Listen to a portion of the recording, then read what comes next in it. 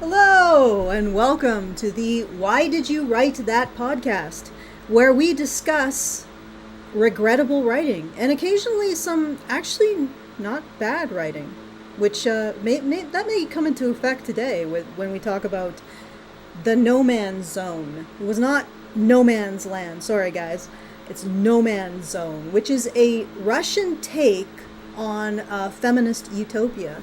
So it's got a lot of layers. It's got a lot of stuff happening there. And that's what we're going to do first. And after that, we will take a little bit of a dive into BookTok and see what's going on with them.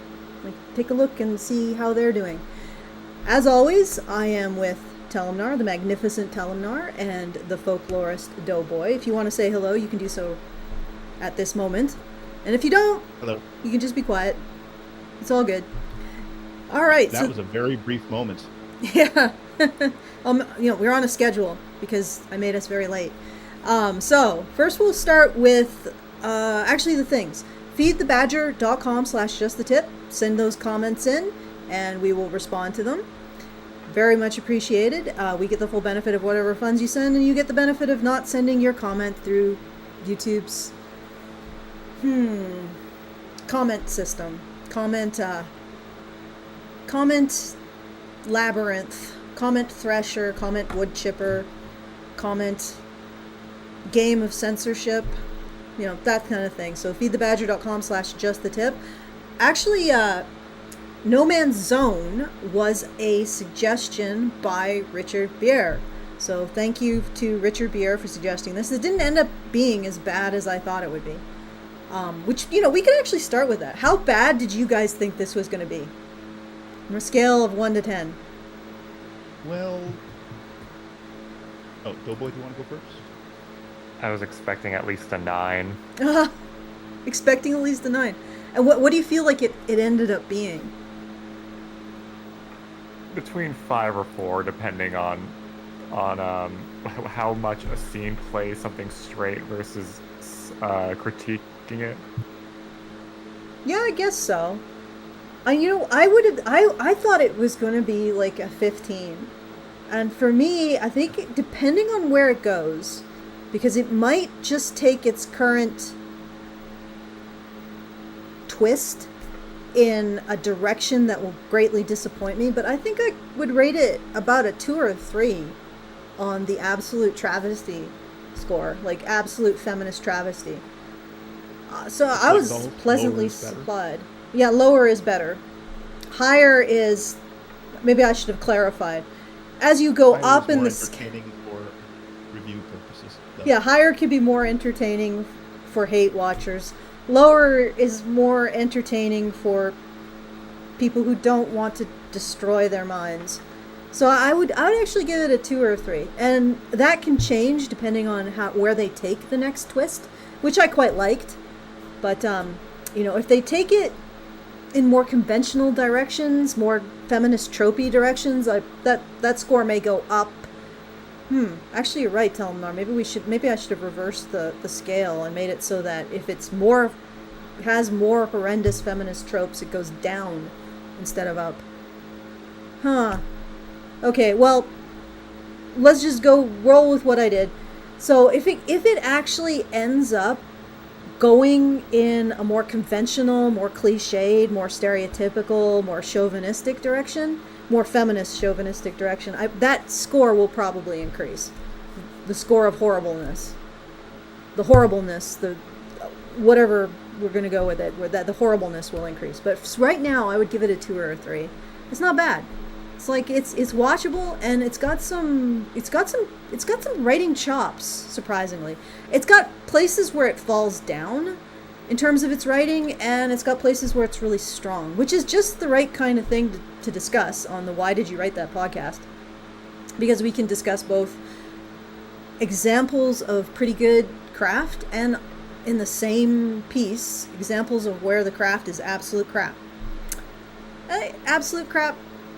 Yeah, it in places it does get pretty bad. But in terms of the feminist chicanery, it's pretty low on the scale so far, which is a surprise because it is, of course, a feminist utopia. All right, so did you guys want to add anything to that? Oh, Telemnar, you haven't ranked it yet, so go ahead and do that. I'd put it about where Doughboy did, so something like mediocre score, 4 or 5, because sometimes it's good and it's fun and I'm really enjoying it, and sometimes I feel like it just gets really I dumb. feel bored, it's repetitious or a little too stupid. Sometimes it's intelligent and serious and people are doing serious things, and sometimes it's just really ridiculous. I mean, it's oddly enough, I find that it has very serious parts and very comedic parts, and when it's either very serious or very comedic, it generally works. There are parts that are in between that are, I think, supposed to just be depicting society or depicting daily life, that maybe that's where it falls apart. I'm not sure, but we'll get more into the analysis later on. Yes, indeed we will.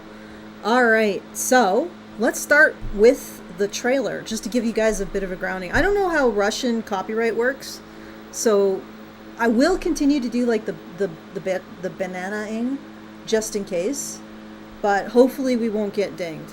All right, so let's begin. Oops. Gotta do this. And let's go. Добро пожаловать в свет. Ooh. That's not going to work. That's going to create a ton of echoes. So let's see what I can do here. Sorry guys, I did not realize the sound was going to go out of the system and not through my... There we go. This should work. Alright, so I'm just going to check all the things. Светлое There we будущее. go. Can you guys hear it? Telemnar, go boy, can you hear it? Well, it's normal for us not to hear it. Yeah, but you should be able to hear it through the stream that I've put out for you too. Right? Because I've shared a stream. Yeah, okay, good. So the stream is being shared in Discord. Telemnar if you aren't actually in there. Alright, so, and I apologize for the subtitles. They are AI, so who knows? It's going to be a bit of a crapshoot. Добро пожаловать в светлое будущее. Мир, где почти нет мужчин, а значит, нет и проблем. Welcome first future, where not reading men, she is not problems. Presumably because what it's actually trying to say is, welcome to the future where there are no men and no problems. Доброе утро, Рада. Oh yeah, so this world has a whole bunch of AI that control their little life pods, or their living pods, which are perfectly, I guess, carbon neutral. Right? That's going to become key, because that's part of the religion of this world. And each of these pods has sort of a personality and an AI that controls almost every aspect of your life, which will become pertinent as we get closer to the climax. Впереди замечательный день. Твое платье готово. Ты проснулась? Не опаздываешь? Мам, мне уже 50, может, хватит? Okay, so one of the conflicts that's being set up here is that this woman has a very micromanaging mother, and she's 50, and she's just at the age of majority. So I think that actually lampoons a bit of the whole, for whatever reason, women who are 18 can't make their own choices. They have to be 25 or something. So it's like this creeping expectation of being older and older and older. And it creeps because, for whatever reason, I think a lot of women have trouble with Decisions. well, they're just decisions, but like a cutoff point. So it's like, well, but 18, I mean, 19 isn't much different than 18, so why don't you make it to 19? And 25 isn't that much different than 19, and 35 isn't that much different than 25, so let's make it 35. Well, 40 isn't that much different than 35, so let's make it 40. Now, 50 isn't that much different than, on and on and on and on. It's like you have to make it, you have to decide when people come of age and start to be able to make choices about their own life. And a lot of cultures have sort of come down on 18. So I think that's sort of lampooned the ever creeping up number or age at which women aren't seen as being adults, I guess. So, but anyway, the conflict in this story right here is between the main female character and her very controlling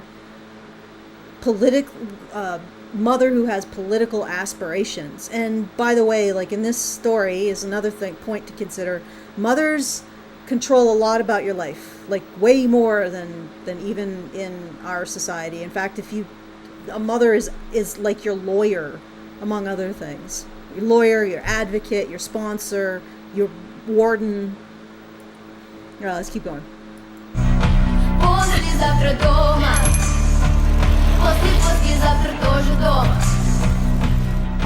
Привет, Рада Еленовна. Так, подруги. No, they're not speaking French, they're speaking Russian. This is forbidden cinema. От автобуса не отходим, силовое поле не покидаем.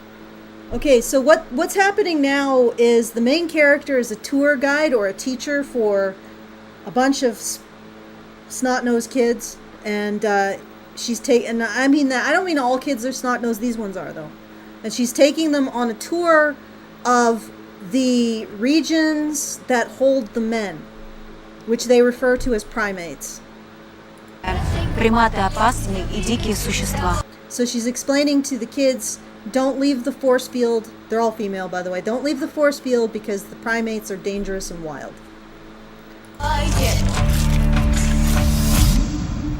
Мы для них как обезьяны в зоопарке. Приматы. And as you can see, here are the primates. You get a nice shot. These guys over here, these are the primates. So this is sort of like a human safari, shall we say. And these guys are not particularly happy about it. One of them is saying, for them, we're like a monkey in a zoo. Приматы – это особи мужского пола, которые предпочли строить свое общество. Но без женской мудрости, разумеется, сразу одичали. So we're just seeing the male society, the primate society.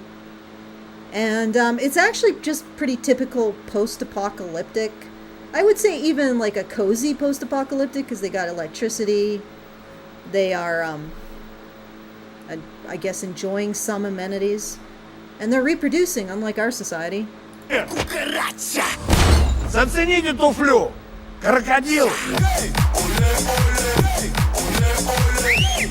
Дикари. Приматы. За наш новый мир! Без запретов и правил! Без суда и закона! У Рады был слюнообмен с приматом. Объявлять чрезвычайное положение. Okay, so as a result of her taking this tour with these to see these free-range primates on their primate safari or their man safari, one of the girls extorted her into letting them go outside the force field and get closer to the primates. And now she's in trouble. На последнем референдуме заменили этот термин, чтобы не травмировать психику подруг. Oh. А что заменили? На очень неприятную ситуацию. Okay, so this is a little bit of a joke. They're describing how at a previous referendum, a previous meeting of the minds of all the women, they said that a state of emergency is too stressful. Okay, it's too honest, so they have to massage the language in order not to frighten or offend anyone. And they replaced state of emergency with a unpleasant situation. Ну так объяви ее.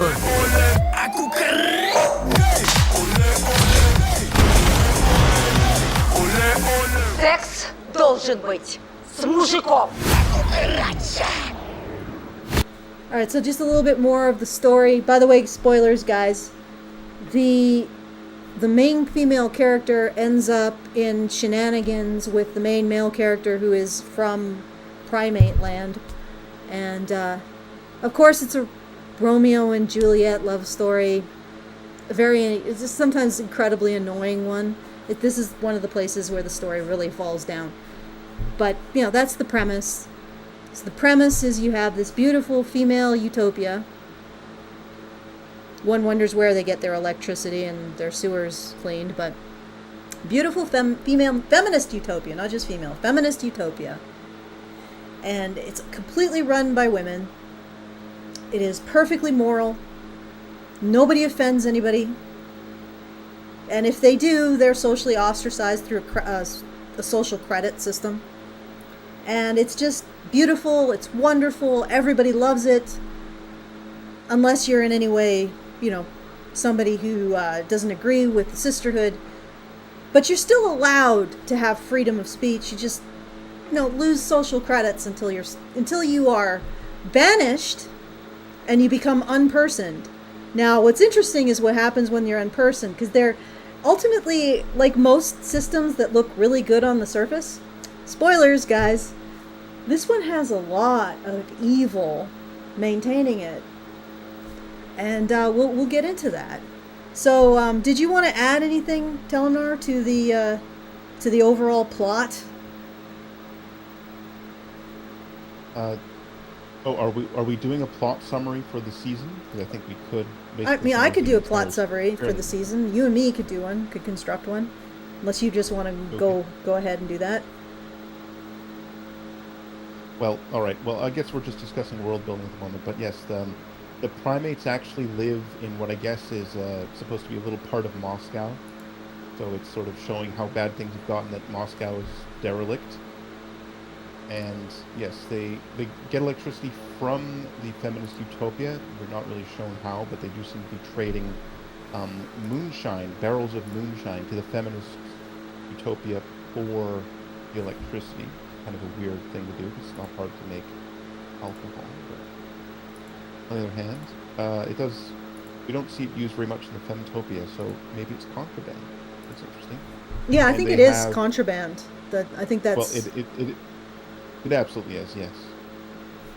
Although they might also use it to power the vehicles that they use, which are officially don't exist, but let's not talk about that. Anyway, yeah, there are a bunch of interesting rules in this, and there's one character we should probably mention who just pops up at the last minute of the trailer, which is the colored-haired woman, who, sort of, she's not SJW, she's old school punk. Mm-hmm. It's not aposematism. She's one of the old school women who doesn't hate men and is in favor of love and doing things the all natural way, if you know what I mean, as opposed to artificial insemination, which is pretty much how they do it here.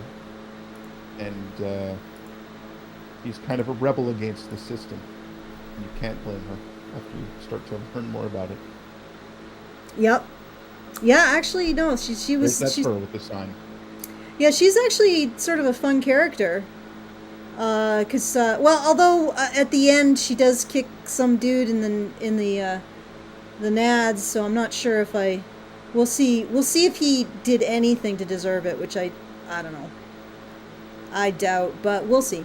But yeah, she's basically the resident pick-me, and she's an old punk woman with green hair who advocates for heterosexuality, if you can believe it. So it's a little bit of a subversion of what you would expect. And she also seemed like the resident pick-me also seems to be the only one with a spine. So good on them for being completely authentic. Okay, continue, Telenar. Oh, I'm continuing. Okay. Well, if we are to summarize the plot, which I think we've gotten to, so talk a bit about the setting.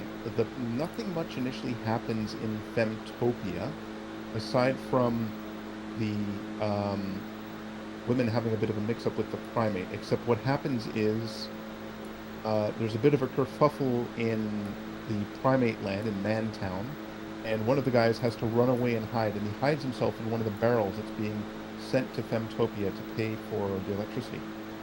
And so he accidentally replaces, kind of without meaning to, the guy who is on the vehicle, who is a seed keeper. And these guys are very important. They're the tiny fraction of males who are permitted to exist and milked, as it were, in order to sustain the population of Femtopia.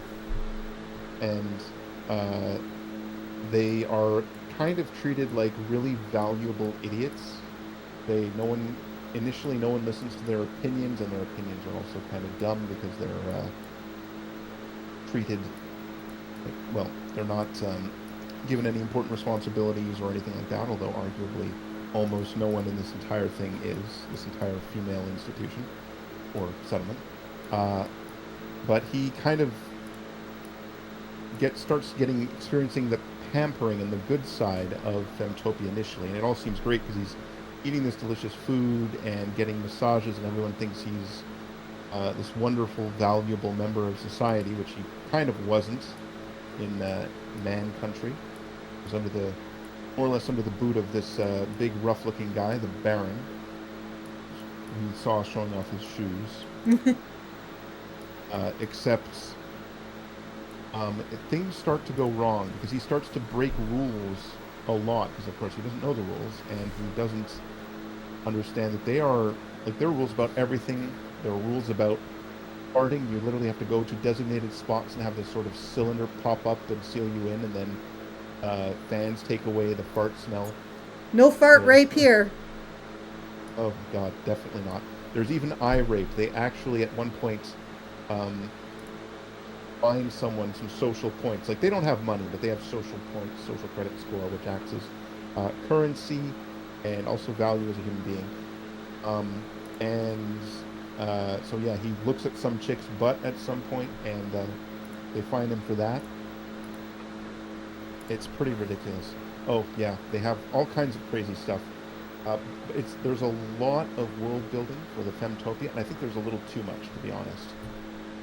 It gets a little boring, but I think they're kind of gambling on having a lot of attractive women kind of lolling around and gamballing through the like spray of water that's keeping the grass green, or playing volleyball or whatever, depending on that to keep up. But they're all doing things that aren't very important. They sit around having meetings, talking about their feelings, and having synchronized pee breaks where they can all go to the bathroom together, because all women do that, apparently. Present company. Yeah, but I'm a freak. And, yes. Well, you're what you are is a pick-me with a spine. Absolutely. So this takes us, like, at this point we're like 5 episodes in and not a lot has happened. But there is some stuff brewing, which is, we discover that the leader of Femtopia and the leader of the Men Town, or whatever it is, are in touch with each other. They communicate. They can call each other on their rings, and they appear to be working together regularly. And then not only that, but we later discover they're also having sex. Weird, non-procreative sex. So that is par for the course for our overlords, I suppose. Yeah, and so after a while, people start to get a little unhappy because the man who's come over to Femtopia kind of wants actual love and romance. He really has the hots for one of the women there, who is not amazing looking and doesn't have much of a personality whenever the camera's on her, which is kind of weird, but whatever. And then, as has been pointed out, they do have this will they, won't they thing. They have adventures and misadventures, and they try to run away, and they get caught, and things like that. But the problem with this is, the reason I'm describing it kind of vaguely is because it's kind of a back and forth type thing. That they seem to have this moment of romance, like at one point, they're running away from the city, and he gets them a fire or something like that, and they sleep next to each other for warmth.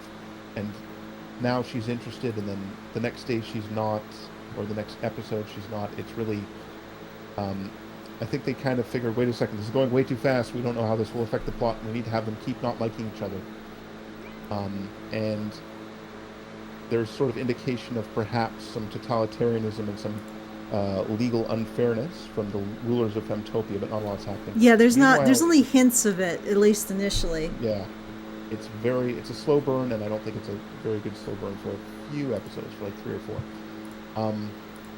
However, in Mantown, the guy who fell off, who got replaced, who was supposed to be the Seakeeper, he goes over there and winds up with them. And he is, among other things, extremely well endowed. Good for him. And he gets himself a woman because of this, but this is a problem because other people are upset about this, and they settle their disputes by fighting. Slap problem with fighting. That, yes, slap fighting. Standard slap fights. Very fair unless they're different sizes. Of course, he happens to have super strength, so he kicks butt. It was never explained how the Seed Keeper has super strength. His name is Julius, by the way, guys. Yeah. I can only think it's selective breeding, but he's not, like, it's not humanly possible what he does. So maybe it's a joke on, I don't know, athletic strength and reserving your sexual energy. Who knows? Yes, it's the exact opposite. That's turned out to be true. Anyhow, so there starts being some disorder there as well, because they used to be a well-run community and everybody agreed the Baron is in charge, and now there are some problems because Julius has a little more status now that he's got a woman and won a fight, and he starts talking about democracy because he learned about it in Utopia, and things start happening. They wind up holding some elections, and it gets a little interesting because they've got the Baron who would get some advice from the leader of Femtopia, and she says, well, just rig things so that, like, fix the rules, don't cheat on the election, but make it so that no matter who wins, you wind up being in control. And so we have an election between him, his brown-nosing, spineless, sycophant sidekick, and the outsider that nobody really winds up voting for. So they have these elections, and the sycophant wins, and he basically goes back to doing what the Baron tells him to do, just being nominally in charge. So I think it's a bit of a Russian attitude towards democracy, because they haven't had good luck with it in the past 100 years or so. So that's happening over there. So things are getting a little out of hand, and getting a little weird. And on Femtopia, we're seeing there's some escapes, there are some problems. We see they don't handle crises very well. And then this takes us to like episode 9 or 10, and I've summarized almost everything that's happened, I think, because there's not a lot happening, but this really picks up towards the end of this series, this season that is, which is 13 episodes. And towards the end of it, the men raid Femtopia, and by raiding, I mean they seem to be pretty easy to deal with most of the time. They just go up and make bellowing noises and push some things over, and then all of the women squeal and run away, and the security force has to show up and deal with things. It's kind of funny. Yeah, it is, actually. They're hilariously incompetent at being really that terrifying. Oh, it's, I don't know, they're very competent at being that terrifying. They're as terrifying as they need to be. Yep, okay, they're such easy meat. Let me frame it another way. If it wasn't the denizens of Femtopia, I don't think anybody else would be at all terrified by these dudes. Just like they act like villains from a kids show, and by a kids show I don't mean like young teens. I mean like a kindergarten kids show, like literally just and then the women are like he's going in my direction. Yes, well.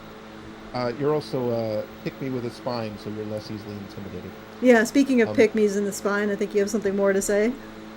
Oh, yes. Well, they meet up with one of the members of the public who is not too easily frightened by them. She points a crossbow at them and has them take their shoes off after they come into her apartment. It is, of course, the old punk lady. And surprisingly enough, she is not trying to arrange a foursome. I initially thought that's where things might go. But she basically winds up wanting to overthrow the system. Mm-hmm. Wants to talk to them about making some changes around here. She shanghais them into a revolution. Well, didn't go very far, but... Yeah.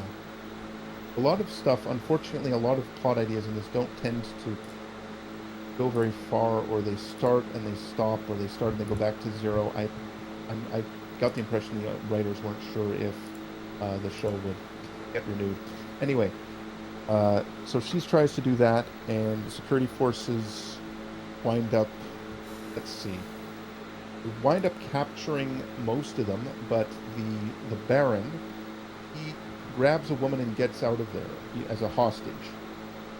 And she actually, because there's been some dispute about access to the precious semen, which is another weird aspect of world building that didn't really make sense to me, but anyway, he winds up being equally invested in getting out of there with him. So they run off and they get saved by the main character, who drives up with a vehicle and offers them a ride, but who then gets left behind and has to run away.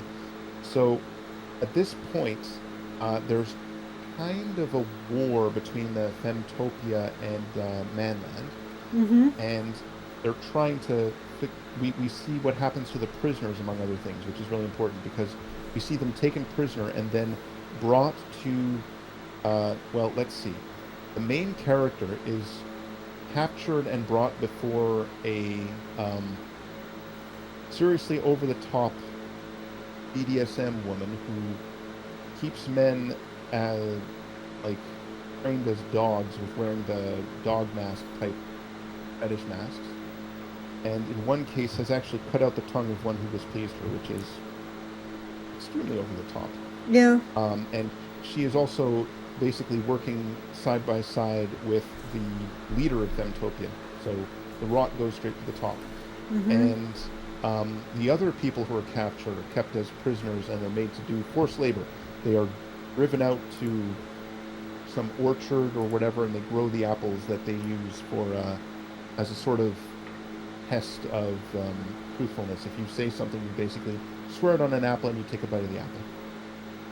And so we discover that this entire society is run by a bunch of horrible people who keep sex slaves and also use slave labor to keep these women in their idle comfort, where they do things that feel like they're being productive all day, but they never actually do anything. Yeah, it's basically avocado toast jobs for eternity.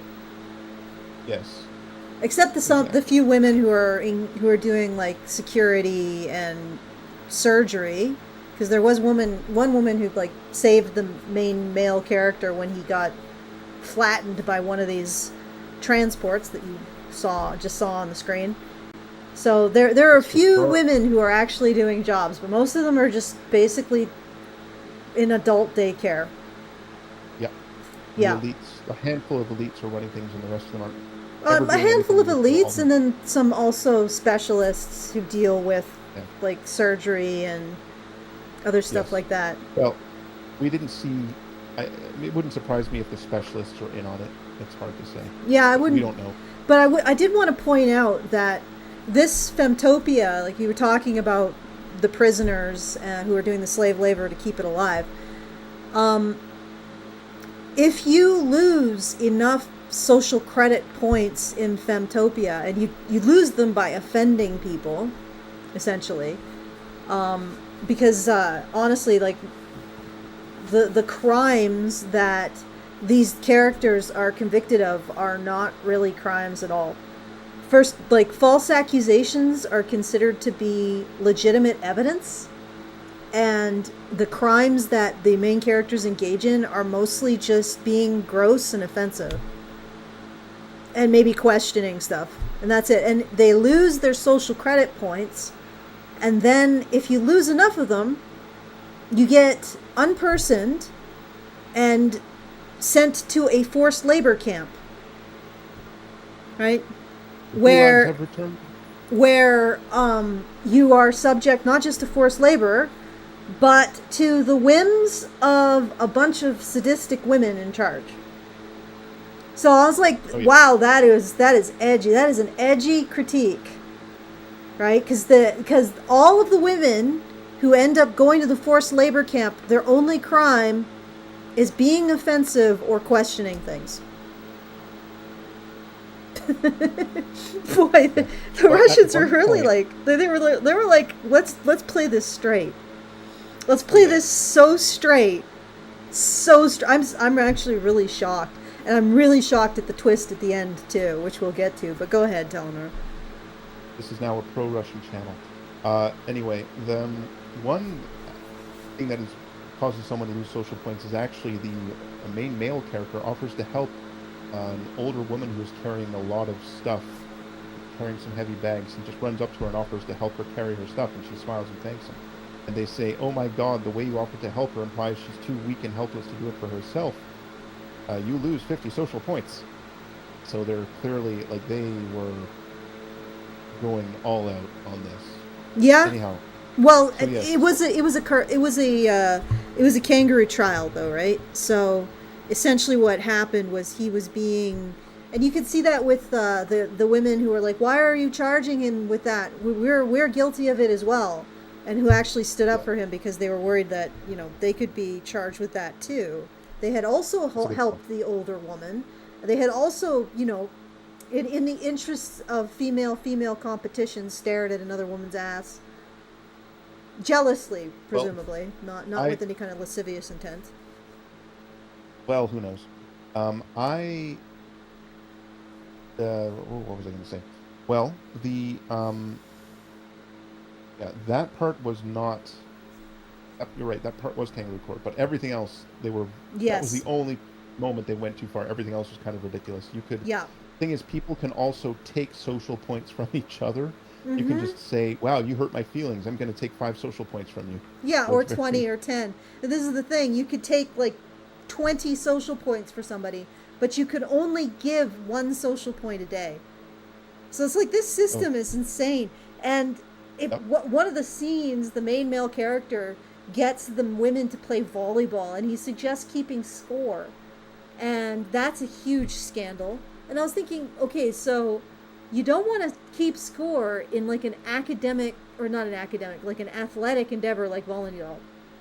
You can't do that, but you can keep score in terms of social credit, and you lose, like you can keep score there, and if somebody loses enough, they go to the forced labor camp. Okay, all right. Well, I wonder if this is for typical female psychology. If we look at this, if you gain or lose points in volleyball, that's an objective thing to do with something that happens in the physical world, which is where the volleyball goes. And they might not like that, but on the other hand, the opportunity to destroy one's social rivals, they might really like that. Yeah. It's a huge opportunity to destroy social rivals with this. Yeah, it does. Like I said, the Russians, when I don't want to say the whole Russians, because it was specifically done by a specific creative team, but they sat down with this and they're like, "Oh, let's play this straight. Let's actually lampoon negative female behavior." I'm not going to harp on about the androgathic principle myself, but androgathic principle, everyone, which is that men make everything better in storytelling. Oh yeah. And it's not it's not something that we're saying that has to be. It's something that seems to occur constantly with the current storytelling we're seeing in the current era. For some reason, I'm having buffering. Why am I having buffering? Oh boy. All right, continue, Telemnar. I'll just work on this here. Well, this is not good. Away. It seems the other person in her province has hopped onto the internet. Yeah. Anyway. No shit. Yeah, that was... but in this case, the writing team was all male, and I do wonder if that makes a difference. Yes. One thing that we did forget to mention so far is they also have basically mind-reading technology. They can see in your dreams. They can cause you to dream specific things and think that they're real while you're dreaming in them. And they tend to use this to insert ads for sex toys into everything. This is one of the most common gifts they give each other, and this is just a really advanced sex toy, because they never get laid. The only people who do are their supreme leaders. And the men, actually. The men out in Moscow, in Mantown, they have wives, some of them. So, hey, they get laid too. And interestingly enough, the wives in Manville are not quite as model-esque as the women in Femtopia. It's really odd. They've actually had to give birth, I think, is what's implied. Yeah. So yeah, actually, there's how do these women procreate? It's never really clarified. Well, they do have this demonstration of a woman giving birth in Femtopia, and they show her going, ow, ow, ow, push, push, push, and then a fake baby doll comes out. And they say this is how it was done as recently as 100 years ago, so it's implied that they have Yeah, they have some other method something, of giving some birth. in vitro method. Yes. Mm-hmm. All right, so how should we do this? We've Actually, did you get to the final twist? Maybe we should save the final twist for the critique. Okay. Well, anyway, let's just say the conflict escalates between the two of them, and the stakes and tensions rise, and we'll get to the final twist right at the end, I suppose. Yeah. All right, so we usually go over the important aspects of storytelling, which are plot, character, theme, setting, dialogue, and tone. Tone is actually surprisingly important. So actually, why don't we go for tone? We'll do tone first. I found the tone relatively consistent. I mean, it was dealing with some really dark stuff, but it was always a fairly black humor, in a fairly black humor way. I didn't feel very jarred in terms of tone, but I will. I'll throw the floor open to Telenar and Doughboy. I'll see if either of you put in a 1. Did either of you want to? Yes, it looks like Doughboy's typing, but you can speak now, Doughboy. You have a microphone. So, I know, but I kind of like to get my thoughts out. Okay, so I'll call on Telenar then. Telenar, thoughts on tone. Go for it. Okay. Yeah, as far as the tone goes, it was a given episode was generally consistent in tone, and you had some episodes where there was quite a bit of comedy and satire, and some episodes where it was a lot more serious. So the series as a whole, for this season at least, sometimes you have very silly, lighthearted episodes where nothing's too serious, and we're finding out that the pampered sperm seed keepers are nowhere to fart, and the primate from Moscow does not. Things like that. And there are other episodes where it's very serious and dark. Those come a little bit later, I think, where they have people, getting taken prisoner and being threatened with imprisonment and having their thoughts read and having ideas implanted in their heads. And on some occasions, they don't have lots of budget for violence, but on some occasions they do have people pointing guns at each other or getting in fights and things like that. So, and dealing with, tyranny and slavery, basically, which are, of course, very dark topics typically. So, as far as tone goes, I would say if they'd stuck with one, either the lighthearted, poking fun thing or the seriously, how would this work out thing, given male psychology and female psychology and the situation they're in, I would probably rate it a little higher. But as it is, I'd have to give it a 6, because both are good, but you have to pick one and stick to it for the entire thing, not kind of give me whiplash between the episodes. Yeah, I guess you could. I was wondering if that might also be a cultural thing too. Yeah, Let me see if Doughboy is. Nope, she's still writing. Still typing. I take what you're saying. There is a bit of. I would like to add something. Sure, go ahead. I have not watched a lot of Russian TV or movies, but one other thing that I watched that I really liked is called Silver Spoon, and it had a very consistent tone the whole way through, and I don't know, so this might just be an arbitrary choice, and they like both types of things. I don't know, because I don't know what the culture is like over in Russia, but this is they definitely do have long-term shows where there's a long continuous plot and the tone is steady the whole way through. So I don't know. This is not me saying, oh my god, it's culturally different from what I'm used to, I recoil in horror. That's not what's happening. Yeah. Looks like Doughboy is still cogitating. Hopefully he'll get. You ready? Oh, I've got something to say now. Yeah. Okay, good. So overall, I would agree that the show is tonally consistent, but the various episodes tend to vary a lot. Like, I think that it's the first episode, like the two-part pilot, that really suffers the most tonally. Like, it took itself so seriously without much of the humor that would develop later in the series.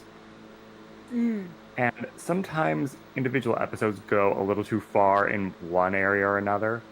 Like the slap fights, in terms of comedy, are just so overdone that I actually don't even find them funny, just dumb to watch. And on the other extreme end, I wasn't quite as disturbed by the sexual slavery as you might expect, but there was something really sinister about what was her name again? Like, I actually found Radha's character to be very unsettling for most of the show because she doesn't emote very much. Yeah. And That'd be because the her lead bigotry female is character. played so straight and so seriously that I actually found myself wondering if she'd become a villain by the end. Well, I think you have to consider that Radha seems like somebody who's not really that happy in a world where not being happy is not allowed. And she has to be sort of on her guard constantly. She seems like she's just really surly and introverted in a world where you're expected to be, girlfriend, tee-hee, let's gossip, that kind of thing. When you're expected to be more emotionally open.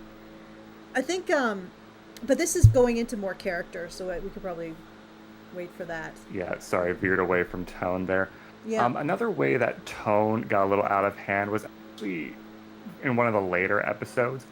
Like, I don't know about you guys, but I felt that the scene where they were trapped in the smart house and it was actively attempting to prevent them from leaving and even mocking them to be one of the creepiest things the show did. Yeah. That was so cool. It basically shows you that every house is really just a prison that hasn't had its door locked. Yes. Of that entire Femtopia. Mm-hmm. And who is really controlling it, really. Mm-hmm. And that's really driven home at the twist in the end. Okay, so I think for the most part, I think tone is pretty solid, as it needs to be. Some bits of jarring, but I think it establishes its comedic elements. And some of the stuff is so dark that it almost requires a bit of comedy just to get through it. And they keep everything light, but it's very saccharine kind of lightness. Alright, so let us go to character, since Doughboy was broaching the character. Personally, and I'll let you guys assemble your thoughts. Personally, I think that the main male, Geralt, and the main female, Radha, yeah, they are not fun for most of the story. I know they're trying to do a will they or won't they, and maybe they're trying to do some character development, which I appreciated, because Geralt starts as a complete idiot. And he's really aggravating because he doesn't take anything seriously. So he's in this Femtopia, and I know it's like he's pretending to be a seed keeper, and they're treated really well, and everybody tries to take care of them. But he just does not take it serious enough to try to keep his behavior within the norms of the society. So he's infiltrating them, but he's not being serious about it at all. And he continues to just goof off and be a jackass up until close to the climax, where he suddenly, for whatever reason, starts to not act like an idiot. And Radha, on her part, she is really cold and bitchy towards him, which was not fun at all. However, once he starts to be less of an absolute brainless butt nugget, and she actually warms up to him and starts to, because it's almost immediate with her. She's like cold, and then it just and I guess it all comes together for her, and then she's suddenly like very very loyal, very interested in him, that kind of thing. And I guess that's in some ways it's a realistic character progression, because she's repressing a lot, and she finally gets it in her head that she has to make a choice, and she does. And after that, she's a lot better as a character.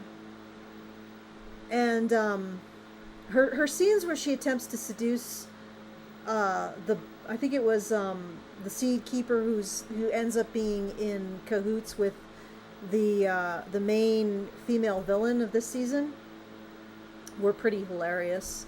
So those two characters, they got better. They started out really bad. I like the Baron. He was weirdly funny. I like the Baron Sycophant. He was also very funny.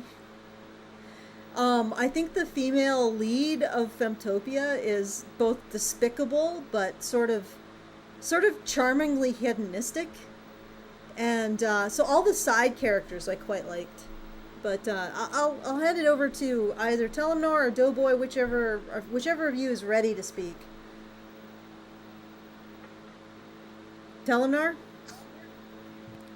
or Doughboy? Sure. You still there? So we're talking about character? Yes. I haven't gone to sleep yet. Okay. I really should be, but I haven't cared before, and I'm not caring now.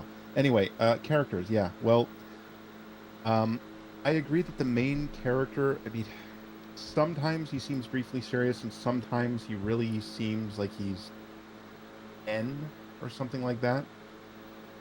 And just having fun and not understanding that, hey, there's this entire society and I'm stuck in here and I need to know the rules, and oh my god, what's going on with all this?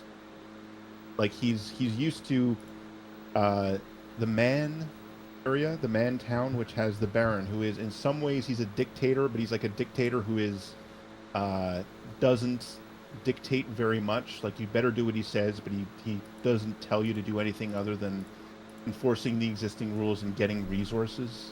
Mm-hmm. And so he keeps like a loose. And it's kind of loosey-goosey unless you piss him off. And I've just reasonable-ish. One thing I want to add is what he's actually doing to make sure they have electricity is sort of a wham. I don't know if it's a wham line, but it's definitely a wham scene, because he actually ends up being one of the most self-sacrificial characters in the show, which is really interesting. Did you guys pick up on that?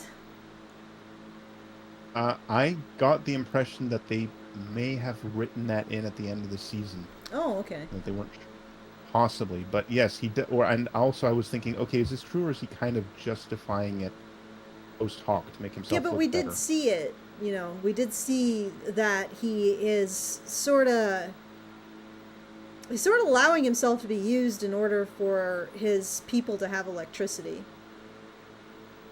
And we saw it sexually. What we're talking about. Yeah, he's prostituting himself in an unpleasant way in order for his people to have electricity. Well, that's a subjective evaluation. Yeah, okay, all right, it's subjective, but he didn't seem very happy with where it went in the end.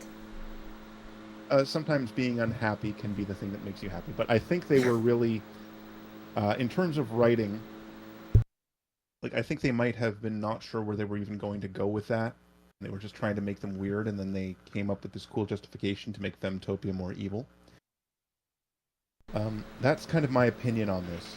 So, but yeah, they're not just selling moonshine to Femtopia. The Baron is also selling himself to the leader of Femtopia, who takes advantage of him in a very sadistic way. And is an incredible hedonist. Yes, extremely hedonistic. To the point where she's got this gigantic Flintstone slab of like meat on a bone, and she's gnawing on it as she's disposing of it. Meat is outlawed in Femtopia because they're all supposed to be vegan. Okay, keep going.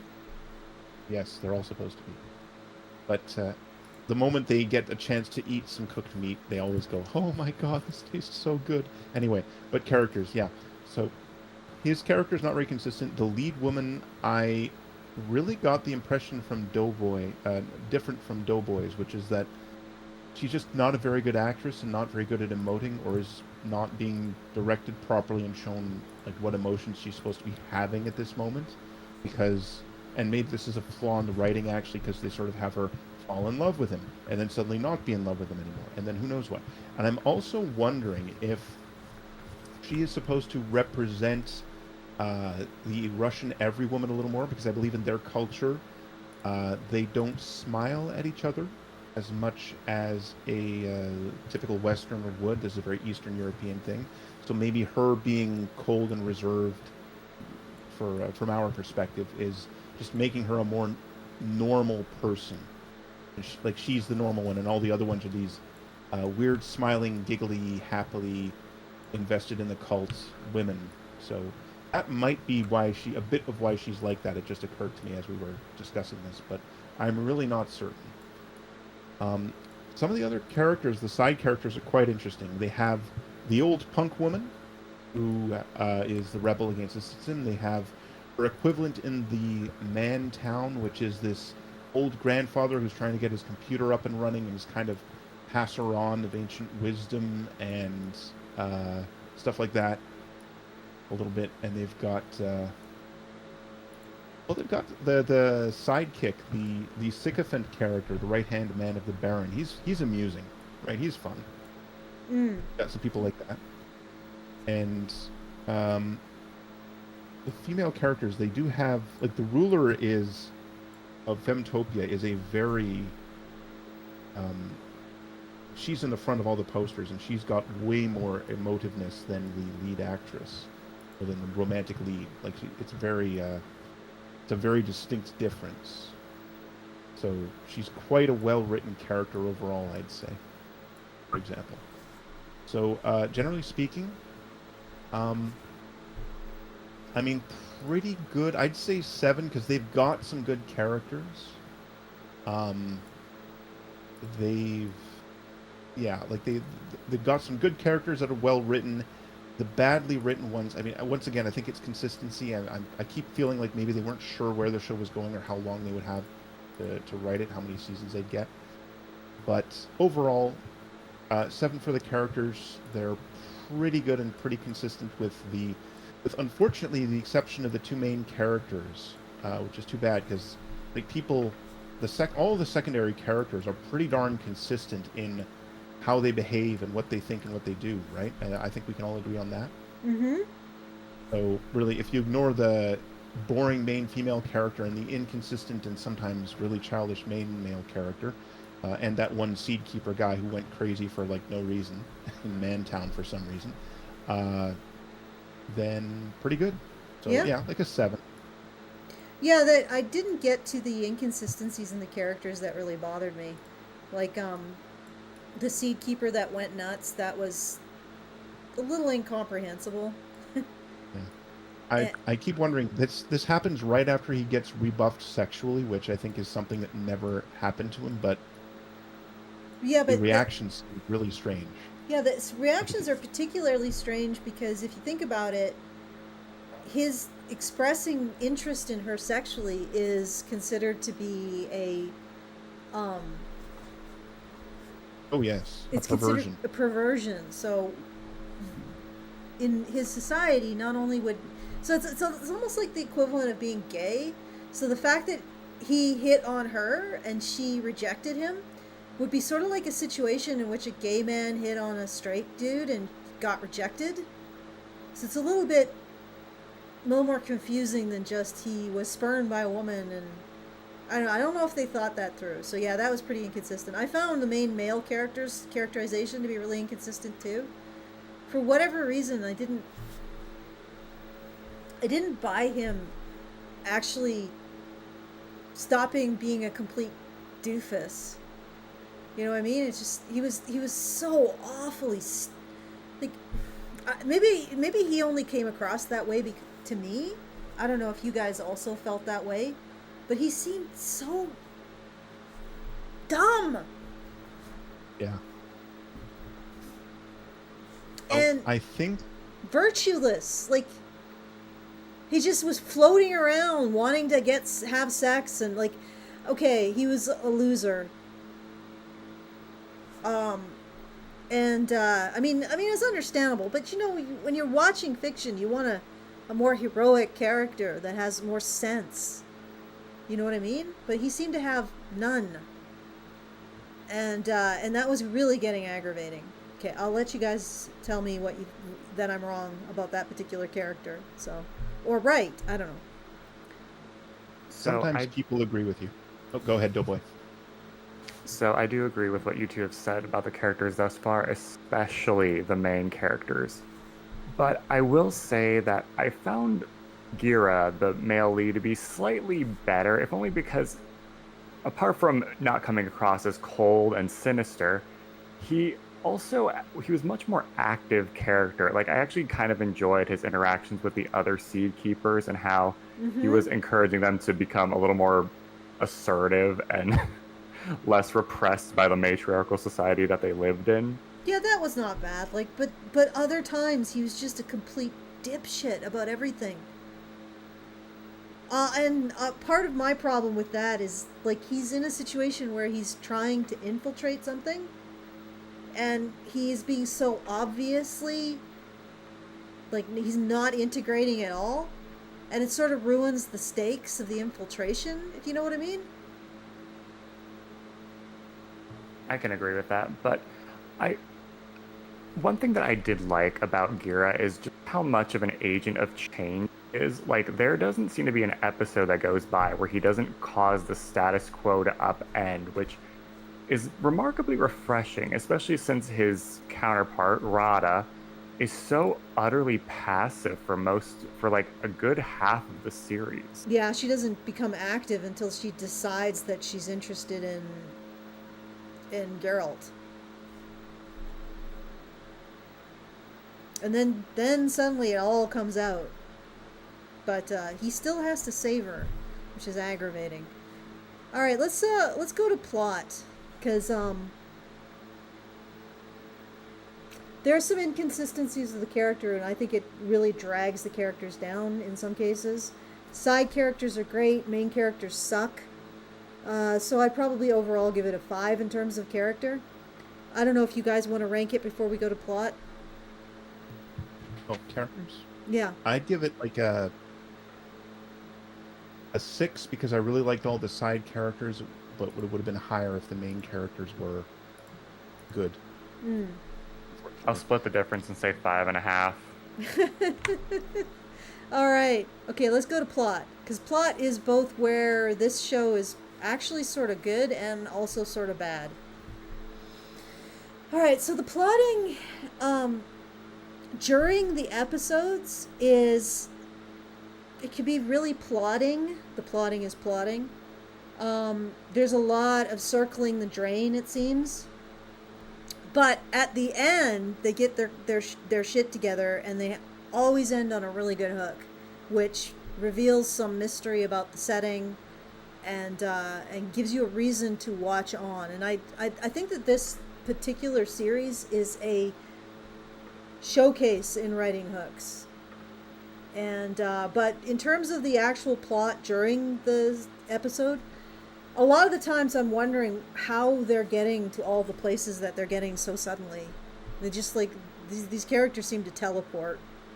And I think it would have done well to really think about the travel in the plot, like how long it takes to get to places, and make sure that that's consistent, because it seemed like it was jumping all over the place, and that has a big effect on plot. So I mean, if you're a writer, really think about how long it takes to go from A to B in your world, and make sure that you keep that consistent and it's part of the storytelling, because I think that's one of the reasons why a lot of the stuff was disjointed. And then the other thing is that there is a lot of atmosphere, and although the atmosphere is sort of amusing, it's amusing to watch the women self-destruct while presenting the patina of being good. Everyone's performing goodness, but nobody's actually good.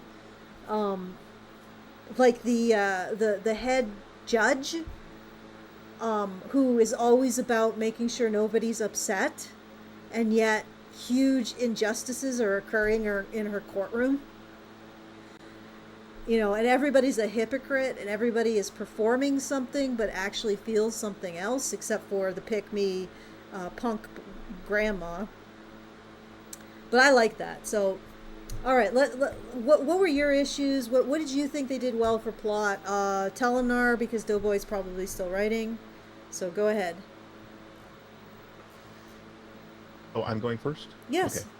For the plot. Yeah, you're going to be going first because Doughboy seems to take time to write things out and really think about what he says. Yes, and I don't. I just open my mouth and stuff comes out and I'm just along for the ride. It's very exciting.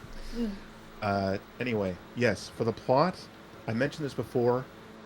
The first literally 4 or 5 episodes are a very slow burn that didn't do character interactions well enough and consistently enough to be good to watch, because you can definitely have a slow burn and explore this interesting world for a few episodes, because they're short episodes. They're 25 minutes each, aside from the first one, which is really 2 in 1.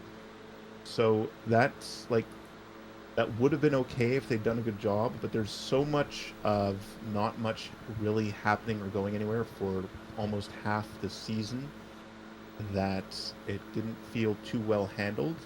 And then they also have romance is a very important aspect of this plot, because a lot of this is about, of course, men and women relating to each other, and the women of Femtopia only being able to interact with seed keepers in a very non-romantic way. Like, they're there and they're the seed keepers, but nobody's trying to seduce anybody else. They just like, the seed keepers get their daily pumping done, and they get enough. The women get enough social points to become mothers. Although, given how their social point system works, they probably would never get to that far, which might be at the root of some of their population issues. So maybe women shouldn't be catty and backbiting to the extent that they are. Hint, hint. Thank you, show. But on the other hand, once things pick up, they really pick up. We have like the Baron plotting like a prison break to get his fellow captured man-towners out of prison, out of the slave labor of the Femtopia. And this is really cool because people are making plans and trying to accomplish things, and they're discovering that the Femtopians... Oh, I apologize if there's background noise. The Femtopians are actually working with, not just with the Baron, but with other raiders that sometimes fight the Man-Towners, which is kind of weird. So it seems that there's this whole power play, like it's the Femtopians are doing like what the Chinese did with the barbarians of the Western Wastes, which is they would play one gang off against another and get what they wanted out of them and keep them fighting each other so they don't fight Femtopia. And like they did the Femtopia raid, and all kinds of crazy stuff happens, and there are high stakes because they're about to mess with the sperm allocation, which is a precious resource because they only have a few sperm keepers or producers or whatever the hell they're seed called. Keepers. Yeah, whatever. A few bulls to be milked. Anyway, and so I mean, stuff gets cool, and they've got so they've got the infiltration and hostage taking, and they've got courtroom drama more or less, and they have the use of like mind control, kind of like they can fool people into thinking they're in a given situation and see what they'll actually do as a sort of super interrogation method. Like, you don't just torture someone until they tell you what you want to hear. You actually make them think they're in a position to do something, and then see what they actually do in what they think is the real world, and then you can evaluate their character based on that. What are the implications of that for their justice system, eh? And so overall, I would give this like I'd give the plot a 7 because it's such a slow burn, and it does have so much stuff that sort of goes somewhere, and then they figured, oh wait, this is too soon in the season or something. I don't know what they figured, but they just sort of had it unhappen. Like, people escape and they get caught again, and it doesn't really matter, and they're sort of back to square one.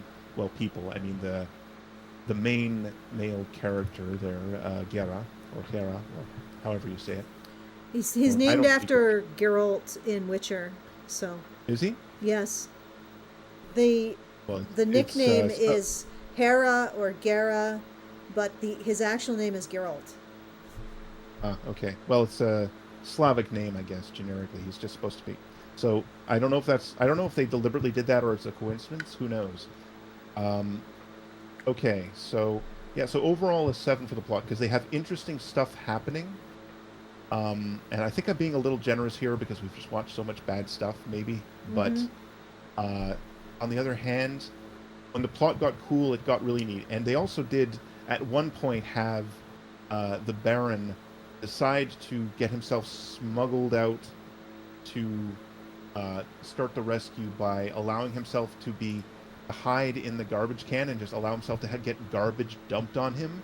And it was so well integrated into the story and the world that the humor, I really enjoyed it. It tickled my funny bone, and I approve. They have a couple of people on their staff who know what they're doing. That's for sure. All right, so Doughboy, are you ready to go? Yes, and I think the best way for me to talk about the plot would be the different subplots that ran through the series. So on the extreme end, you have the democracy in Mantown, which I admit I barely remember most of it. And then you also have the generally awful handling of the romance between Rada and Gira, marked by its inconsistent nature. Like, Rada's bigotry towards the quote primates is so intense that I honestly couldn't believe she would love a man at all. And the fact that her character flip-flops on her feelings doesn't help. Like, one episode, she decides to finally eat some meat and have some sex, and then the very episode after, and several episodes after that one, she reverts back to being as much of a cold fish as she was in the first episode, if not more so. But on the other hand, you have the conspiracy plot line, which I think was woven very well throughout the series, especially like I think in the first episode they foreshadow it in the courtroom scene, like when the mother of the city is saying that she swears on the apple that her daughter with what went wrong that day. That kind of tells you that there's something already sketchy about her.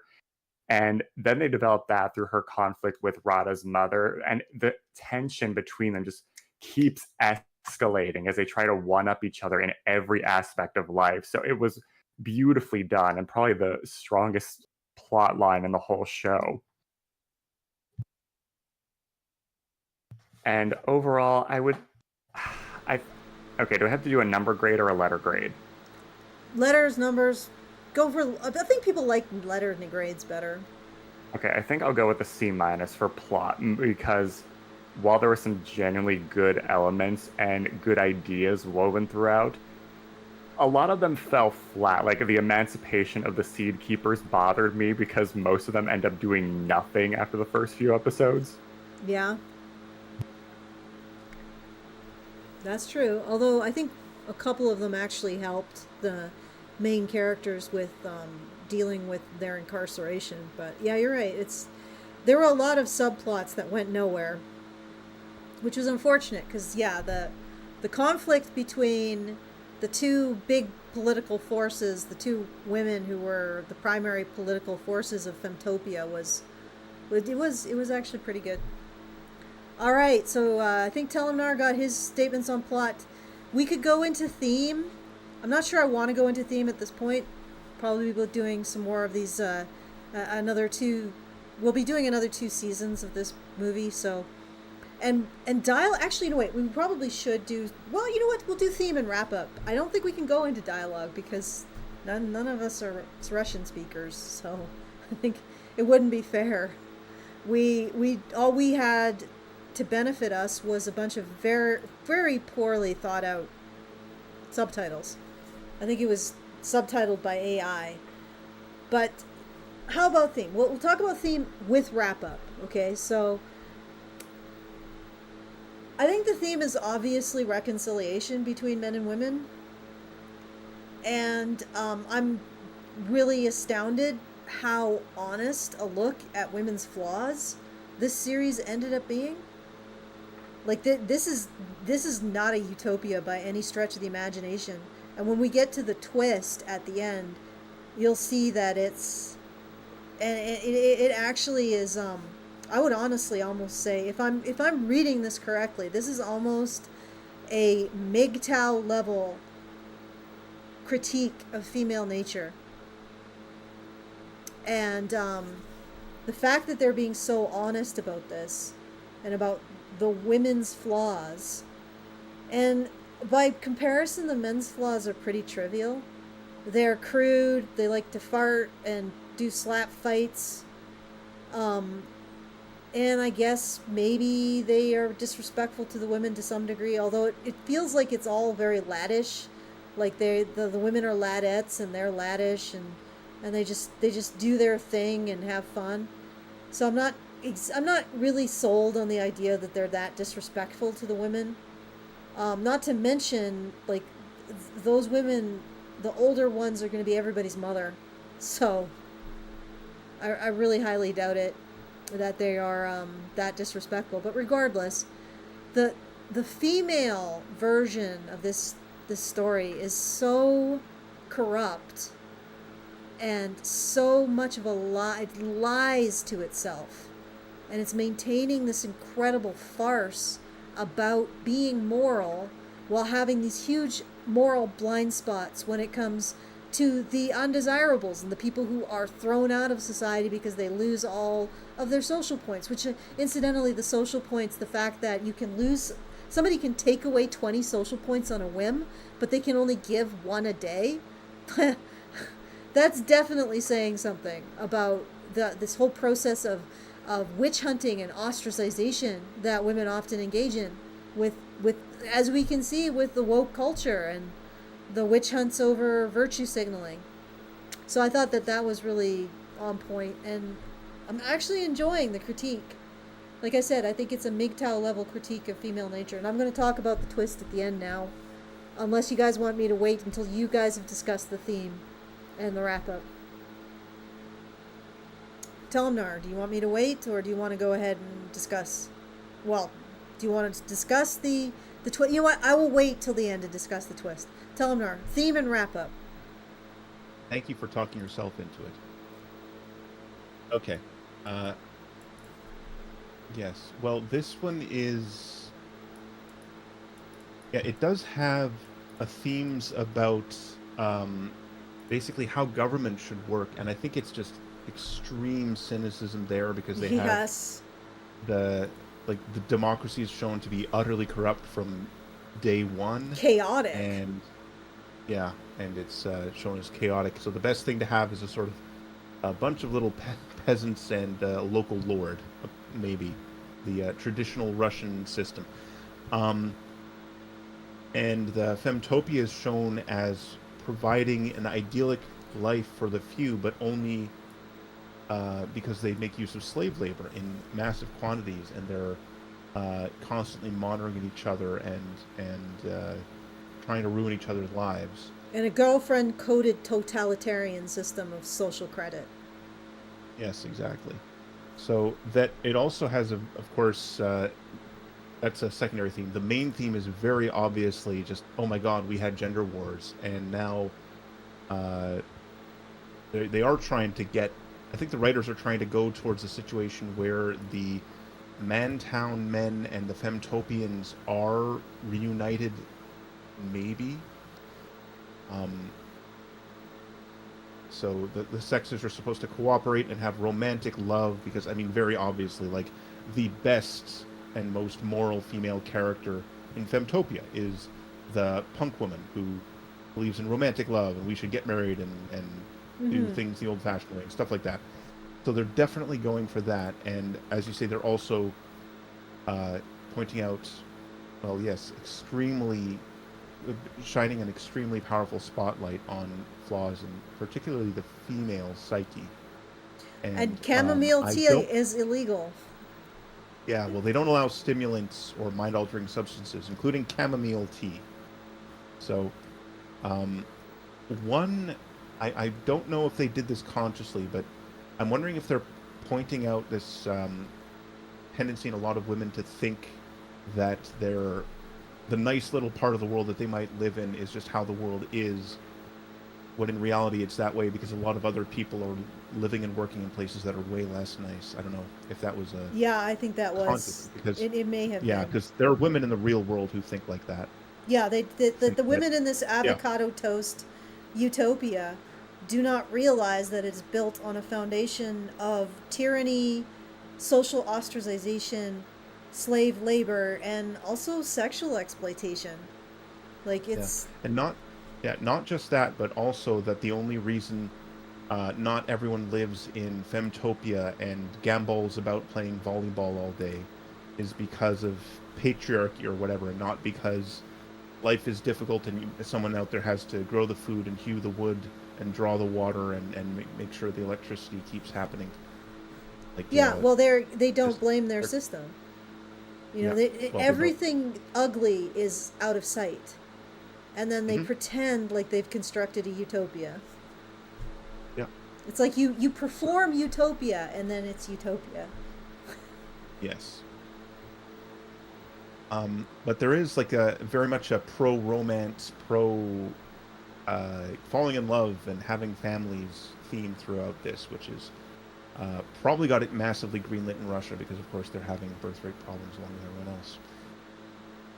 So yeah, so female psychological uh, what problems or Mm-hmm.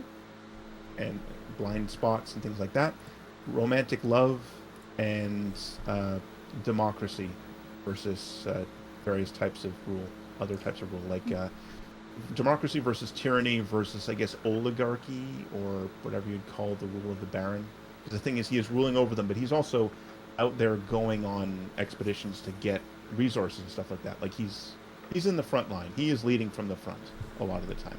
Yeah, So and he's also willing to sacrifice in order to ensure the comfort of his people too. yes. So, oops. Okay, are you By ready? the way, Oh boy. I would just like to add that Remote Ruby has been putting some ones in the chat, and I've kind of been interacting with him, but I think he should. Okay, so Would it be okay if I read out his comments? yeah, What sure. he's been saying? Have a Okay. read. So, I think he's wanted to get this one out of his system for days now, but he says, okay, I figured out how Femtopia gets its electricity. They harvested the farts from the men and used them to run fuel cells, produce electricity, and have enough of a surplus to sell to Mantown. So, definitely, I mean, we need in-depth analysis from Remote Ruby. Thank you. This is what people come to Honey Badger Radio for. Mm-hmm. There's way more of this if you join the Discord. Anyway, and so the story about Greta being made into their deity was pretty much filler and not extremely important to advance the story, right? Yes. There's the story where Greta Thunberg herself, who is, for those of you who Founded may not know, Femtopia. she's a very large-headed young Swedish activist woman who has gotten a lot of attention for herself. I don't know if she's accomplished very much, but apparently she founded Femtopia, yes. And the next, I mean, he says, yes, the degenerate leaders are basically a female-led ditty party. Yeah, they had that happening before that news broke. So I guess this, I mean, I've read and seen people talk about leaders having events like this. I mean, I've heard stories about horrible sexual behavior from ultra-high status people going back to the Romans. So this is nothing new, unfortunately. Not really. And yes, part of the backstory, Remote Ruby continues, part of the backstory that I heard was that there was a bioweapon that was supposed to eliminate the men of the enemy, but it got out of control and eliminated 90% of all men worldwide. And there we go. So, yeah, oh yes, he's saying that the rule that they have in Mantown is basically an aristocracy, like a warrior aristocrat. I mean, that's pretty reasonable. Calls himself the Baron, and he leads them as a warrior, but also he's the boss. He tells people what to do. So there we go. That is Remote Ruby's contributions, pretty much. I would argue that the Baron may lead them as not much of a warrior. I don't think he was really that much of a fighter. But what really gives him his authority is the fact that he gets them electricity. Yeah. Well, he solves problems, but he does, I mean, he faces down he gets the gun, he faces down the whatever it is, the rival pack with the rifle and negotiates with them. I mean, he winds up losing because they have a rifle and he has a pistol, so he winds up losing that exchange. But although they don't have ammo either. Yeah, but they bluff him. I mean, yeah. He does have ammo and they don't, so they bluff him, unfortunately. But I'm comparing it to like past aristocracy because of course this is not like what aristocrats were like in the 1800s, let's say, where they spent most of their time sitting around and partying. This was like what aristocrats were like in the Middle Ages, when if there's a war on, you're going out and you're fighting and you're leading your men in the battle. And so people are going to respect you because that's who you are. That's what you do. Right. Okay, Doughboy, are you ready yet to talk about wrap up and theme? Go for it. I've bought him enough time. So one thing I noticed is that there seems to be a theme about rebelling against conformity. Like Radha actually saying she doesn't want to be a mom after having after being declared allowed to give birth in front of the whole city, or Gira just generally doing his own thing even when he knows the Femtopians won't like it very much. There's also that fat singer that the mothers of the city try to take down because her songs express subversive ideas, but she managed to get through it anyway. And of course, Radha's punk grandma, who everyone disapproves of because she's so unconventional, but she doesn't care very much. Like, it's all very interesting stuff. And even Julius's desire to implement democracy in Mantown kind of reflects that. Like, the whole thing about democracy is that everybody gets a voice. So oddly enough, the series really is triumphing the idea of people being themselves and breaking away from strict ideas of who and what they should be. Yeah? Can I just get in there for a sec? It just occurred to me that the singer, who sang songs that were basically pro-heterosexual, and then also the grandma who did artwork related to heterosexuality, they were all openly expressing what the leader of Femtopia was doing behind closed doors. And it's just because one of the things that is really interesting is that the leader of Femtopia only seemed to get into trouble because of her hedonistic activities, not because of all of the other things that she was doing that were actually quite nasty, like slave labor, forced kidnapping, ostracization, to forcing women into being forced labor camps. Like, these are the things, but it seems like it wasn't that. It was the fact that she ate honey that was the reason why she ended up being put in the execution chamber, which doesn't actually execute you guys. It just puts you into a hypnagogic state. But it's just interesting that the people who were openly advocating for these things were ostracized, and yet the leader was secretly engaging in them. Anyway, I guess that just speaks to the hypocrisy of the entire situation. All right, so are we done with theme and wrap up? So let's do the final twist. Let's discuss the final twist.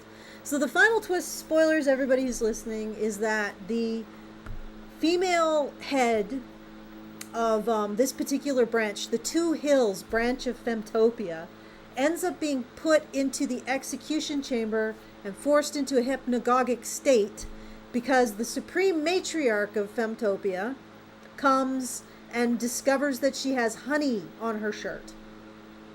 Okay, so it wasn't all the slave labor and the sex trafficking and all of the corruption and apparently growing apples and passing them off as products of the place where Greta Thunberg founded the orchard that all of the apples are supposed to come from. So basically graft, theft, slavery, enslavement, sexual trafficking, and subverting the process of justice.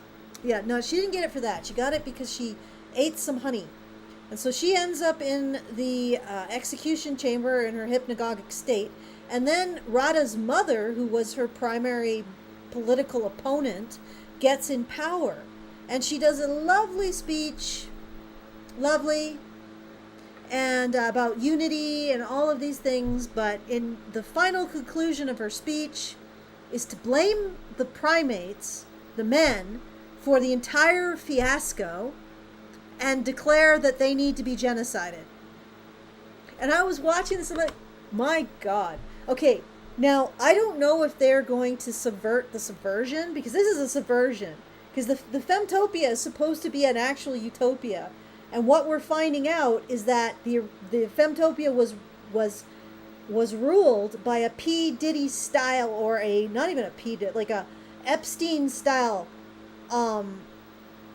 hedonist sadist, okay, who engaged in sex trafficking and sexual assault and all that things, and had slave labor, and was a gigantic hedonist, all while subjecting the rest of Femtopia to, frankly, arbitrary and hypocritical expectations of social control.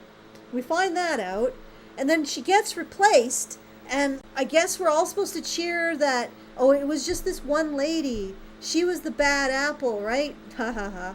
You know, and now that she's gone, now that the supreme matriarchy's come and got rid of her and reestablished the utopia that is Femtopia, you know, all is good and women are good, and look at this, there's accountability.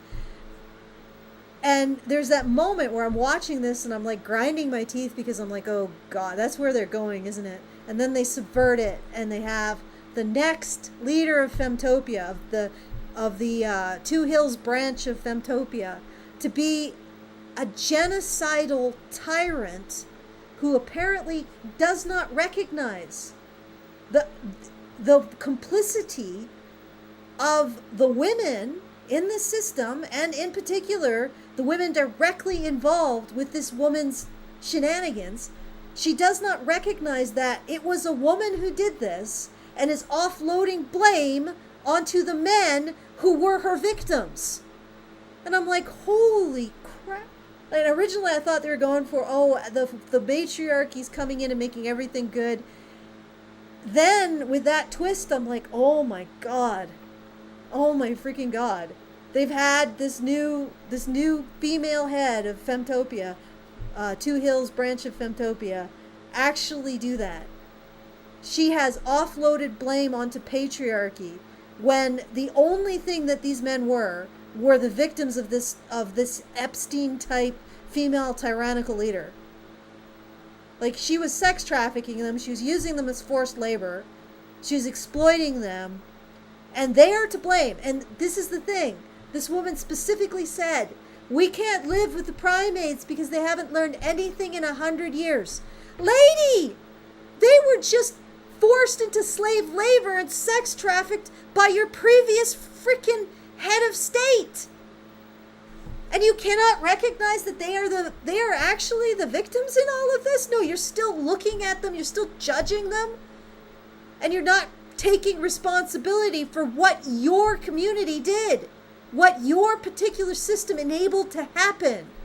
And I'm like, wow, that is quite the commentary.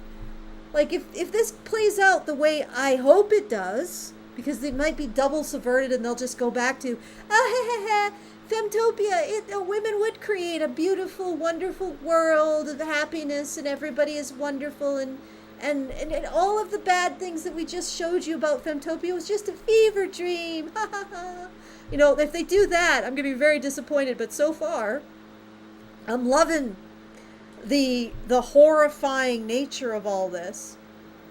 The fact that this woman has the sheer, unmitigated audacity to declare a genocidal war on the victims of her previous female head of state, because she can't question her beliefs about female moral superiority. Holy crap. All right, I'm going to leave it open to the floor. What do you guys want to say about that? I want to say that I hope they stick with the theme and don't actually subvert it like you fear I do. They do. I fear that they will, but I also can't help but think that it's similar to how the Barbie movie ended. The Barbie movie was supposed to... The Barbie movie basically has all of the Barbies reinstate matriarchal oppression, but with slightly less rigidity than it used to, and at no point does anybody comment, oh hey, this is fucked up. Mm-hmm. and that the previous Barbie Dominion was really fucked up. Like, really fucked up? No, it just became But now the men get to have. a snide now the men get to commentary on have a- patriarchy. But now the Kens, it's okay because the Kens get to have a small role in a small government body. The fact that they all still seem to be homeless and jobless is otherwise unaddressed. All right, so Talmor, did you have anything to final thoughts before we go into a couple book talk things? I would like to read Remote Ruby's comments. He says, "Don't forget that not only is chamomile outlawed, but so is cat ownership. That's true, there are no pets in Femtopia. Pets of any kind. Perhaps if the women of Femtopia were permitted to have cats, the cats would achieve their true place in society as deities that the women would be worshipping." Yes, indeed. It's like why Muslims don't allow you to draw pictures of any of their sacred people, because they don't want you worshipping the wrong thing. So that's for the same reason Femtopia bans cats. He also asks, is there an object lesson about women and apples in this somewhere? Probably not.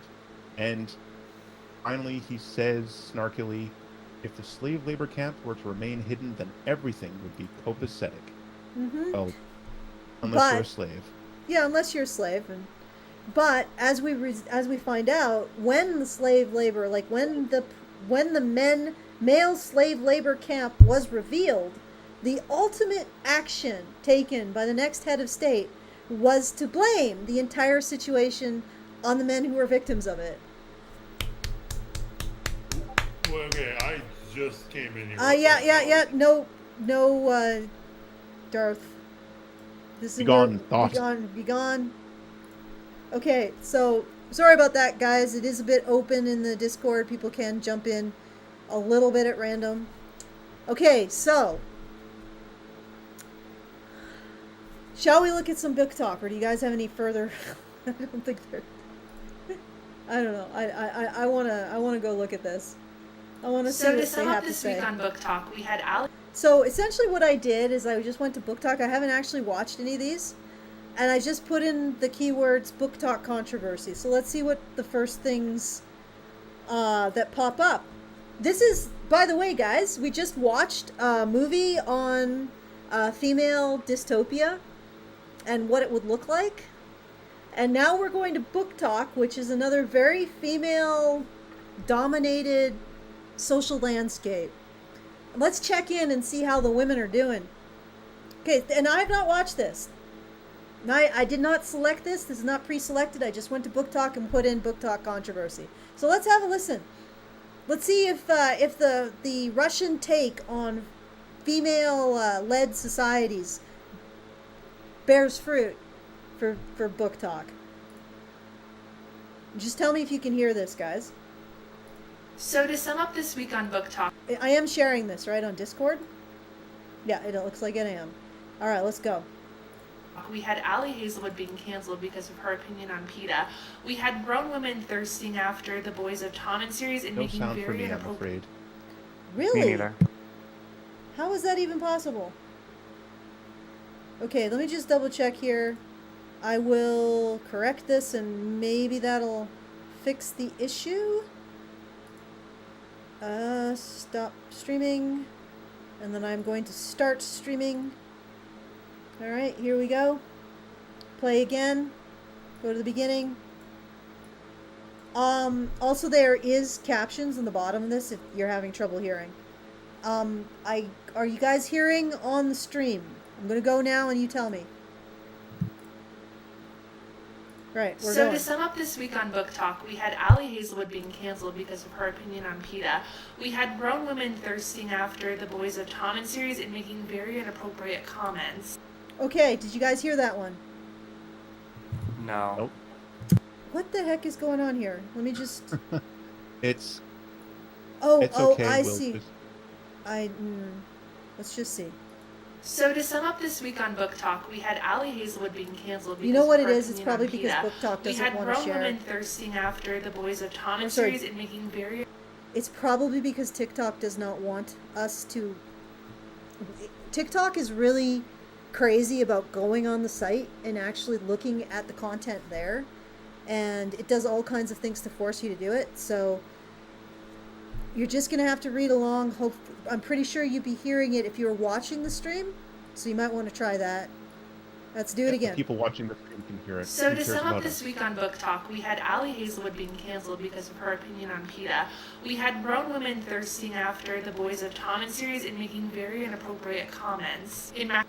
Okay. So, we just covered a series in which the primary social weapon was to take away social credit score for engaging in non-virtuous and offensive behavior. We have a woman being canceled by the female community of Book Talk for her comments on PETA. I don't even know what those comments are. I'm just saying. So far, the Russian critique of feminist culture is 1 for 1. Massachusetts people using... Oh yeah, and also we're seeing the sexual... I don't know, you want to call it a sexual exploitation? The untrammeled sexual interest of older women in underage boys. I think they're underage. I don't know. I don't know what underage is anymore. People have very strange opinions on that now. If they're under 18, it's a problem. We can expect longer wait times and less books available because of the federal cuts. And then we had a woman who stole another woman. Okay, so what is this? In Massachusetts, people using Libby can expect longer wait times. I don't know what Libby is. I assume it's like a public library. The federal cuts. All right. Cuts. And then we had So we got socialism, of course. A woman who stole another woman's book and tried to pass it off as her own. And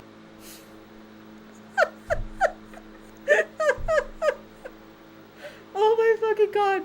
Okay, so we got 1, 2, 3 things that the Russian satire of Femtopia predicted. Good lord. Oh man. And then also plagiarism. I don't know if that one pulls out. I don't know if that one seems a little bit too specific, a little bit too rarefied. And the whole plagiarism issue of that. And then to cap it off, we had a popular bookstagrammer went onto Threads and basically said that they make up reviews on NetGalley so that they get approved for more books. And that one's...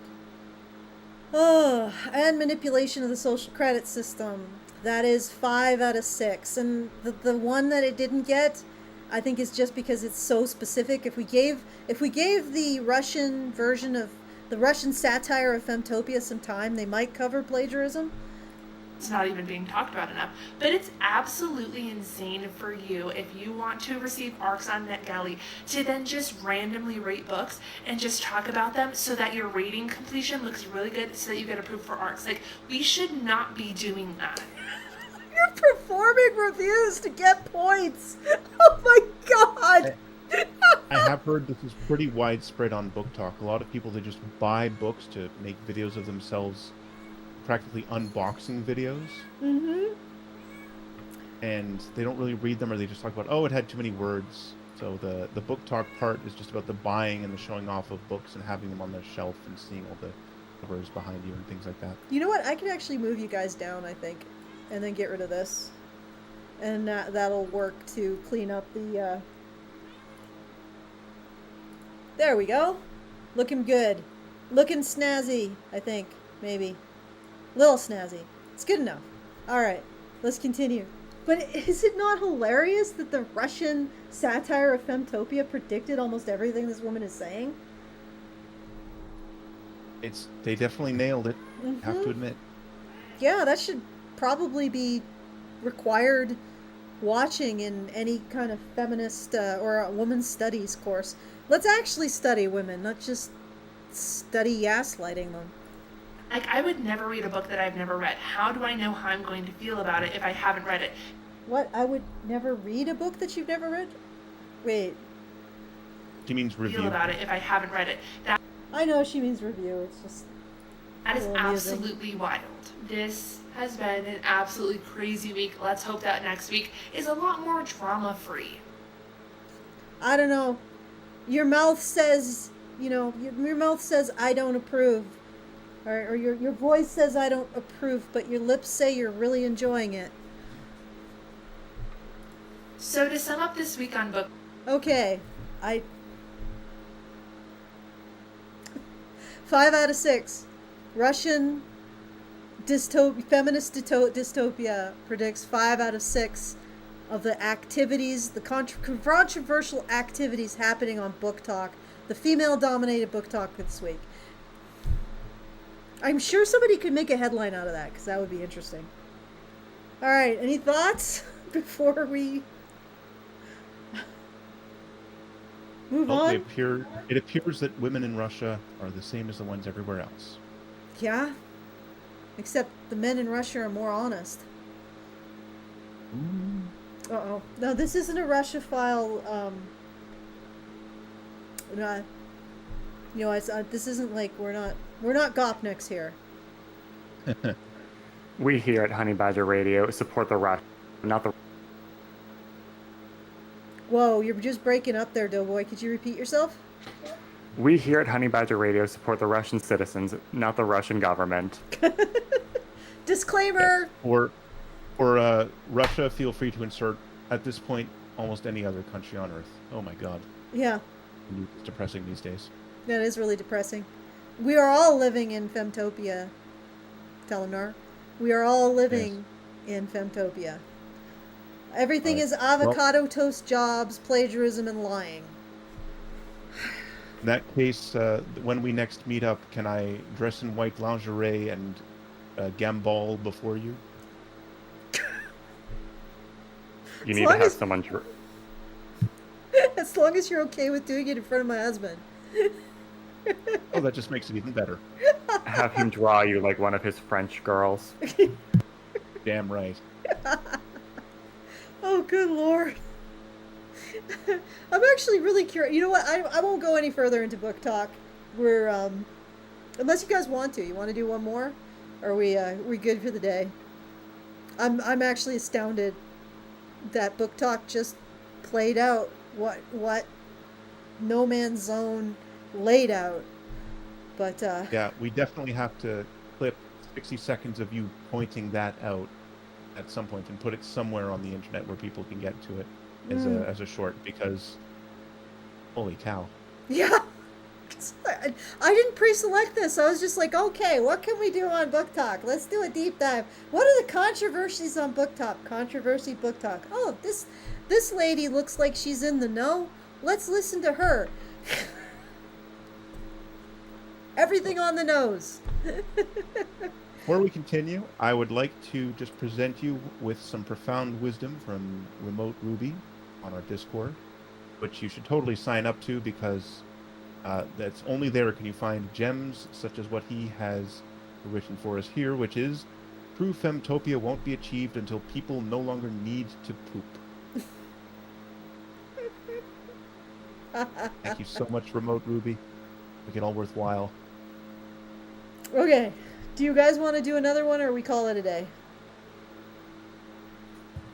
I don't know. I feel like we should end it here, because how can we top that? Yeah, on a high note. That's where we should end. Yeah. Also, it's been over an hour and a half. It's been like an hour 20. Oh, that's an hour 20. That's not over an hour and a half. You know what I mean? Okay. Yeah. Okay. We'll stop it here. An hour and. So to sum up this week on book. So we'll stop it with this completely unscripted proof that the Russians really know how to satirize human nature. Trotsky would be, what's the opposite of rolling over in his grave? Fist pumping? Fist pumping? Smoking a pipe in his grave? Twerking? I don't know. Twerking? You heard it here, folks.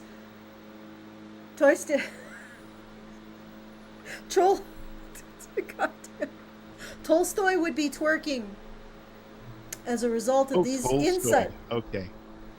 Yes, quite possibly. But you initially said Trotsky, who was a very different person. No, I didn't. I said Tolstoy, didn't I? Oh, okay. Well, it doesn't matter. Tolstoy would be twerking at this insight into human nature. There you go. That's the image to leave off on. All right. So if after the show is over, if you want to send us a super chow, actually we got a super chow, so I probably should read that. But if you also want to send us a super chat later on, you can do so at feedthebadger.com/justthetip. And I apologize if the voles didn't send any more through and you've sent one. I can't poke the voles on this computer. I don't have that ability yet. I will develop that ability. So Anonymous gives us $5 and says, the only way this no-bone zone world works is if it's the real safari, maintained by men elsewhere, and the women, unlike the men in it, are actually content with it. This feels like the Star Trek episode Spock's Brain, to be honest. Yeah, I'm actually really wondering who built these self-contained eco units. And somehow I doubt it was Greta Thunberg. Somehow I think that mythology is too convenient. All right, so once again, if you want to send us a message after the show is over, feedthebadger.com/justthetip is the way to do that. I want to thank my co-hosts, the magnificent Telemnar, folklorist Doughboy, and briefly Darth, who just popped in and crashed the party, and also Remote Ruby for bringing his thoughts as well and requesting this because it did end up being a lot of fun. Thank you all for your kind attention. Have a very lovely afternoon, evening, wherever you're doing, wherever you are, whatever you're doing. Enjoy it, wherever in the world you are, at whatever time it is that you watch this. All right, so now I'm going to find the red button, and I'll see you guys all in the next one.